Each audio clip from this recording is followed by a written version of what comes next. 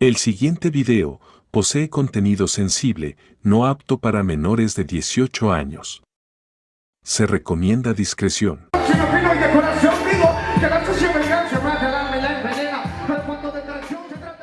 El asesinato de Cancerbero fue un crimen cometido el 19 de enero de 2015 a las 9 de la noche en la ciudad de Maracay, Venezuela. Cancerbero fue asesinado por Natalia Améstica a la edad de 26 años. Al día siguiente del suceso, el cuerpo del rapero fue encontrado a las afueras del edificio Camino Real de la urbanización Andrés Bello, en la calle Juan Vicente González del municipio Girardot. Esa misma noche, Améstica también había asesinado a su propia pareja sentimental, Carlos Molnar.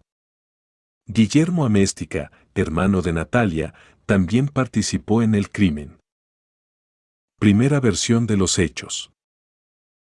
La hipótesis que emitió la prensa en ese momento suponía que Cancerbero se había lanzado desde el 10º piso del edificio la madrugada del 20 de enero. En un principio, se dijo que el rapero se encontraba en el departamento de Carlos Molnar, también conocido como Estoperro, bajista de la banda de reggae Zayn, quien era amigo y compañero de trabajo, con la intención de ayudar a Cancerbero, ya que sufría de esquizofrenia y estaba pasando por un grado agudo de depresión horas más tarde. Cancerbero, en medio de una crisis psicótica, irrumpió en la habitación de Molnar con un arma blanca, apuñalándolo en reiteradas ocasiones en presencia de Natalia Améstica, María Natalia Améstica Moraga, novia de Molnar y única testigo de los hechos. Inmediatamente se había dirigido hacia la cocina y en un acto de desesperación se quitó la vida lanzándose por la ventana.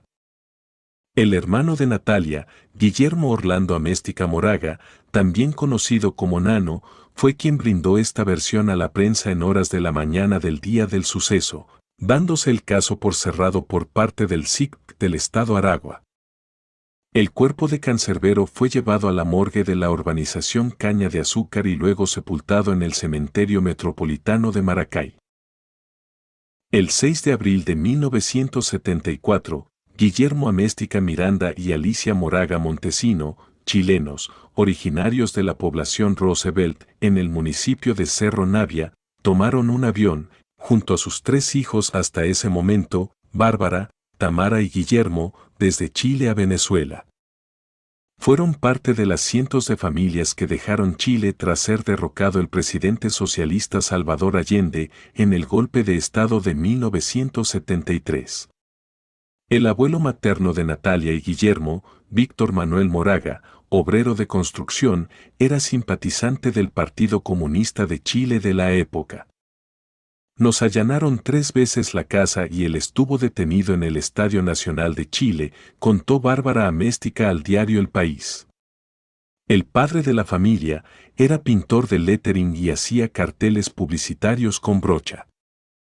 Fue un trabajo que continuó en Maracay, donde instaló un pequeño local que, con los años, se digitalizó y se transformó en una empresa. Guillermo Orlando Améstica Moraga nació en Santiago de Chile el 21 de agosto de 1969, mientras que María Natalia Améstica Moraga, la menor de los hermanos, nació el 11 de junio de 1979 en la ciudad de Maracay. Natalia trabajaba esporádicamente en la empresa de su padre, en marketing digital, pues estaba estudiando veterinaria en la Universidad Central de Venezuela. Luego siguió en esa área y también en identificación de marca y difusión por redes sociales, como independiente. Por su parte, Guillermo, al momento de su detención tenía una empresa de elaboración de mobiliarios para locales comerciales. En marzo de 2015, el defensor del pueblo de Venezuela para ese entonces se reunió con sus familiares. Haber sacado las romanillas de la ventana indica método, no desesperación, opinó el defensor, quien se apoyó en el testimonio de las hermanas para indicar que las romanillas no estaban al momento de la caída de Cancerbero. Pero alguien las volvió a poner después. El defensor también admitió que sus hermanas sostuvieron que la novia del bajista Carlos Molnar y principal testigo del caso, se había ido de Venezuela días después de los hechos, con dirección a Chile, por su ascendencia chilena. Cancerbero venía de realizar una gira por Chile y Argentina junto con Natalia y Carlos Molnar, quien iba a ejercer de productor de su nuevo disco. El último detalle facilitado por las hermanas al defensor es que, en dicha gira el rapero había logrado recaudar unos $6,000, gracias a las presentaciones. El dinero que guardó en el departamento de Molnar, hasta el momento en que ocurrieron los hechos, no fue encontrado.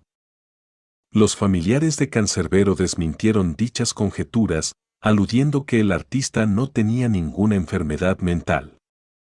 También alegaron que cuando se encontró el cadáver del rapero, este no poseía en las manos la cantidad de sangre que debería tener si realmente hubiera asesinado a puñaladas a Molnar y que por alguna extraña razón, su cuerpo fue encontrado con los pantalones por debajo de las rodillas y las cámaras de seguridad del lugar estaban apagadas. Reapertura del caso y esclarecimiento de hechos. El 11 de noviembre de 2023, el Ministerio Público de Venezuela ordenó reabrir nuevamente la investigación por la muerte de Cancerbero, informó el fiscal general Tarek William Saab en su cuenta de Twitter. Saab indicó que se ordenaron, inmediatamente, varias diligencias de investigación que incluyen la inspección técnica del sitio del suceso, levantamiento planimétrico, cálculo físico de caída libre, varias citaciones a testigos presenciales y referenciales. Además de la evaluación del protocolo de autopsia para verificar la viabilidad de una exhumación del cadáver del rapero. Saab también ordenó radicar el caso a la ciudad de Caracas, luego de que por años estuviera archivado en la ciudad de Maracay. Igualmente notificó a la Dirección General de Apoyo a la Investigación Penal trasladar a expertos de la Unidad Criminalista de Campo al lugar donde ocurrieron los hechos, y detalló además que entrevistaría a sus familiares. El 14 de noviembre, Saab se reunió con sus familiares, informando que las investigaciones se han retomado desde cero y que se están realizando todas las diligencias necesarias para esclarecer el caso. Se hizo una inspección en el lugar del suceso y ya tenemos el expediente en el Ministerio Público. Además, estamos verificando con expertos cómo fue la caída de Tairone González del piso 10 hasta donde lamentablemente fallece. Hay muchas contradicciones de cómo ocurrió todo, dijo Saab. El fiscal informó que las autoridades no realizaron las inspecciones competentes en el cálculo de la caída que presuntamente sufrió. También destacó que la familia del rapero aseguró que los hechos no pasaron como dijo el SIC del estado Aragua, quienes catalogaron el caso como un asesinato-suicidio. Sus familiares recordaron que, cuando Saab era defensor del pueblo, los atendió en su despacho en marzo de 2015 e intentó realizar todas las diligencias para esclarecer el caso. Al día siguiente, Tarek William Saab ofreció un balance sobre la investigación, donde descartó la hipótesis de una posible enfermedad mental por parte de Cancerbero, luego de entrevistar a los familiares del artista, lográndose constatar que el rapero gozaba de excelente salud. El fiscal añadió que la información sobre su salud mental fue difundida, sin pruebas, por el hermano de Natalia Améstica. Los familiares de Cancerbero también aseguraron que el rapero les había manifestado su deseo de terminar la relación laboral con Natalia Améstica, quien era su manager en ese momento, y que Cancerbero tenía excelentes proyectos a corto plazo por realizar. También se dio a conocer que en la residencia donde vivía le cortaron los servicios de electricidad y agua, por lo que fue invitado ese día al departamento del también fallecido Carlos Molnar, novio de Améstica. Saab confirmó que varios testigos declararon haber visto presencia de presunta sustancia hemática, sangre, en diferentes partes de la casa y no en un solo lugar como en su momento afirmó el SIC de Aragua. El 21 de noviembre, Saab dio a conocer la imputación hacia Natalia y Guillermo Améstica por parte del Ministerio Público por el delito de falsa atestación y obstrucción a la administración de justicia, a raíz de haber aportado datos que no corresponden a la realidad de los hechos ocurridos en el fallecimiento de Cancerbero y Carlos Molnar. En la declaración inicial que transcribió el SIC de Aragua, ambos hermanos dijeron sin pruebas forenses que el rapero sufría de trastornos mentales, además de alegar que informaron a las autoridades competentes por la vía del 911 sobre el fatal suceso, cuando en realidad la llamada telefónica nunca ocurrió. En la investigación se determinó además que el sitio del suceso fue totalmente alterado. También informó que según la lectura de las actas que reposan en el expediente, hay ausencia de elementos relevantes en lugares de interés criminalístico. El 23 de noviembre, el fiscal emitió una rueda de prensa acerca de los avances del caso. La investigación determinó que posiblemente el rapero no habría caído desde la ventana de la cocina del apartamento de Carlos Molnar, ya que la forma en que se halló el cuerpo no coincide con la de una persona que salta desde el piso 10 de un edificio. Saab agregó que el ensayo de luminol dio como resultado un falso negativo, por lo que se presume que el lugar del suceso fue limpiado de forma inmediata, lo que no permitió que la sangre se fijara. Se presume que los materiales utilizados para su limpieza fueron hipoclorito de sodio o lejía, que es una sustancia utilizada para desaparecer rastros de sangre, explicó el fiscal. Reveló también que Cancerbero fue encontrado en la entrada de la residencia de Molnar con 4 heridas producto de un objeto punzocortante, además de pérdida de 2 piezas dentales y politraumatismo, mientras que el cuerpo de Carlos Molnar el día de los hechos fue encontrado en el piso del cocina del apartamento con 17 puñaladas. Saab también leyó textualmente las declaraciones que hizo Natalia Améstica ante las autoridades.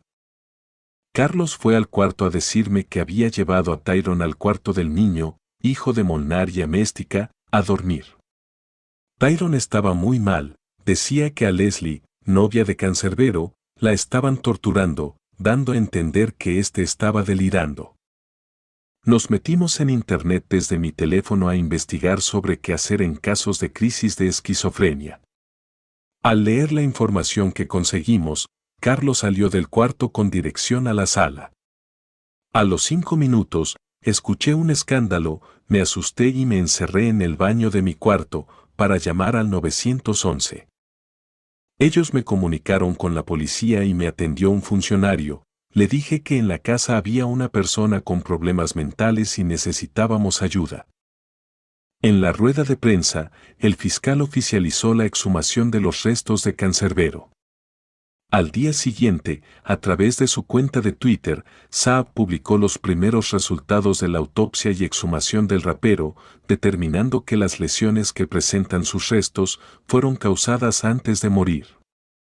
Y no por la caída como se creía en un principio. Las lesiones que presentó Tyron González en su humanidad fueron causadas estando vivo, pre-mortem. Pese a que el cadáver se encontraba en estado de reducción esquelética con ausencia de tejidos blandos, se observaron fracturas graves con reacción vital. En la autopsia se verificó fractura craneal, fractura del maxilar inferior, fractura cervical y torácica, fractura de arcos costales derechos y fractura de codo derecho.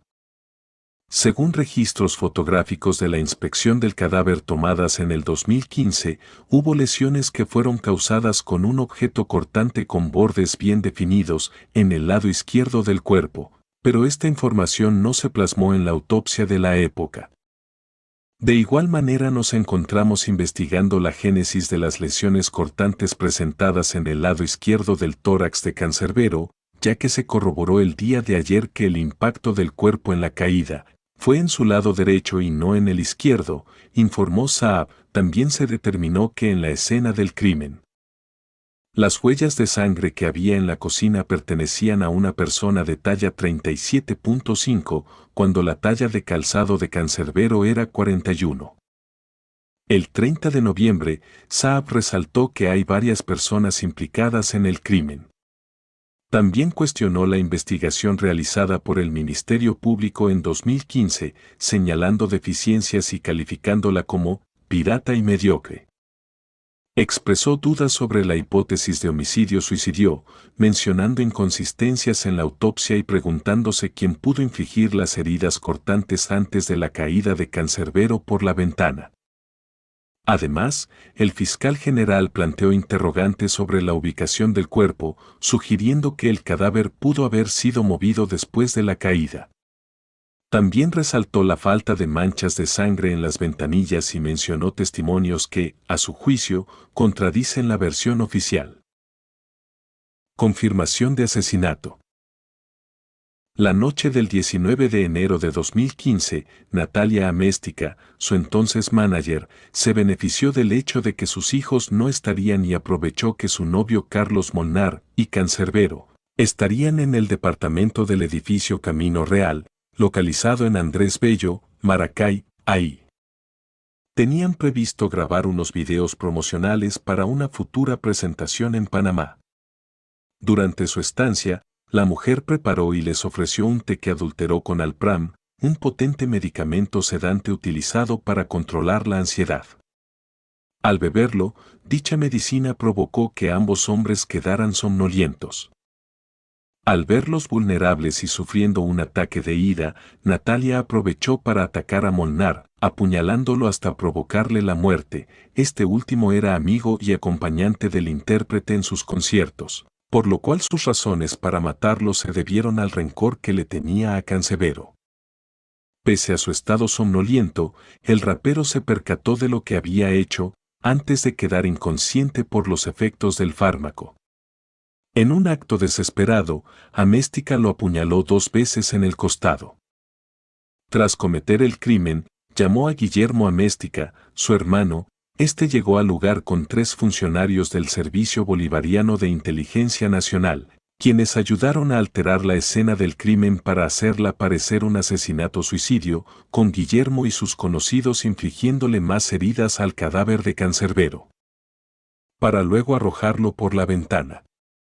Los eventos posteriores a estos hechos concluyeron en la madrugada del 20 de enero, e incluyeron la actuación de Natalia fingiendo pedir ayuda a sus vecinos, y el soborno de $10,000 que Guillermo le dio a los burócratas del Cuerpo de Investigaciones Científicas, Penales y Criminalísticas, para terminar de montar la escena falsa de ambos asesinatos. Todo lo anterior fue revelado en un video de confesión que grabaron los hermanos Améstica el 26 de diciembre de 2023. De acuerdo a Natalia, su odio hacia el rapero surgió luego de que ambos tuvieran un conflicto en Chile cuando se enteró de que no recibiría el pago por organizar su gira en ese país, a pesar de que ella quería que se le pagaran los pasajes de viaje que había comprado y un porcentaje por la organización de dicha gira. Aunado a lo anterior, involucró los sentimientos de rechazo y resentimiento que sintió cuando el artista le externó que ya no quería trabajar con ella, además de sentirse excluida por no haber sido considerada ni como manager ni como organizadora de sus giras por Chile y Argentina. La exhumación y segunda autopsia que se le hizo al cuerpo de Cancerbero en noviembre del mismo año también confirmó su asesinato, ya que se encontraron indicios de apuñalamiento previo a la que se creía había sido su caída por la ventana, y se determinó que el traumatismo en su mandíbula no había sido provocado por la caída, sino por un golpe con un objeto contundente. Arrestos, imputaciones y condena. Además de haber sido puestos bajo arresto los hermanos Améstica por ser los autores intelectuales y materiales de los crímenes, también fue imputado y privado de libertad el ciudadano Marco Pratolongo Colancingari, por poseer las llaves del departamento en donde vivía Cancerbero, en el cual se perdieron varios objetos de interés criminalístico. Otros detenidos en el caso fueron los detectives Jesús Medina y Jonel Toro, el investigador Edgar Trillo, Gilbert Cruz y Teresa Pinto del SIC, Arkelis Blanco de la Policía Nacional Bolivariana y Solángela Mendoza, quien fue la patóloga forense que realizó la autopsia a Cancerbero.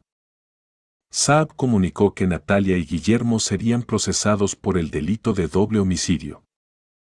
El 8 de enero de 2024, Saab emitió un comunicado vía Twitter formalizando las acusaciones hacia Natalia y Guillermo Améstica por los delitos de homicidio calificado con alevosía y por motivo fútil en grado de coautoría, obstrucción a la administración de justicia, simulación de hecho punible, falsa atestación ante funcionario público y asociación para delinquir.